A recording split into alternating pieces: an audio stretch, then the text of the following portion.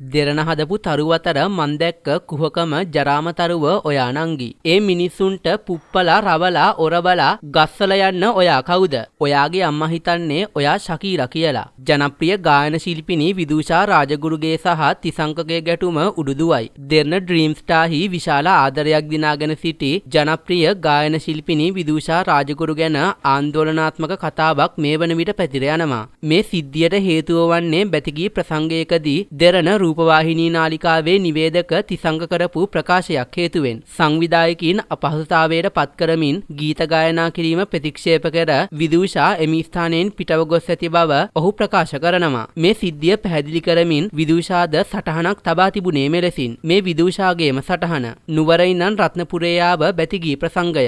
මේ මගේ මිනිස්සුන්ගේ ආදරයට ගොඩක් ආදරෙයි. මට නුවර ඉඳන් යන්න පුළුවන් නිසයි බාරගත්තේ. නුවර ප්‍රසංගය 6ට සිං කරන්න දෙනවා කියලා පොරොන්දු වුණ නිසායි රත්නපුරේ බැතිගී ප්‍රසංගයට 11ට යන්න බාරගත්තේ. කලින් එහෙම ගිහින් තියෙන නිසා. එහෙම කියපු එක දුවන්නේ යටට. ඒකත් කමක් නෑ කියලා ස්ටේජ් එකට නැග්ගේ මිනිස්සු නිසා. ඇඩ්වාන්ස් එක ඇරෙන්න සල්ලි ලැබුණෙත් නෑ. බලාපොරොත්තුවකුත් නෑ. සින්දු කිව්වට පස්සේ කලින් දුන්න ගීත ඒ කිව්වේ මගේ ගීත සම්බුදුරුව සුනිල දම්විල ප්‍රැක්ටිස් නෑ කිව්වා. ට්‍රැක් දුන්නම ඒකත් බෑ කිව්වා. ස්ටේජ් එක උඩ අපහසුතාවයට පත් කරා. ඉතින් මම මොකද කරන්නේ? ඒ නිසායි නුවර ප්‍රසංගයේ එක ගීතයක් කිව්වේ. තිසංකයියා බෑ කිව්වට එච්චර පරක්කු වුණත් 11 වෙනකොට රත්නපුරේට ඇවිත් සින්දු කිව්වා. කතාවේ හැම පැත්තක්ම බලලා රියැක්ට් කරන්න. මේක තේරුම් ගන්න පුළුවන් බුද්ධිමත් ප්‍රේක්ෂකයෝ ලංකාවේ ඉන්නවා. ඉන්න ඕනේ. යනුවෙන් ඇය එම චෝදනාව ප්‍රතික්ෂේප කරමින් එම සටහන තබා තිබුණා. කෙසේ වෙතත් විදූෂාගේ මෙම සටහනට තිසංක ගමගේ පිළිතුරු දෙමින් කමෙන්ට් එකක් දමා තිබුණා. එම කමෙන්ටුව විදූෂා විසින් ඉවත් කර තිබුණු අතර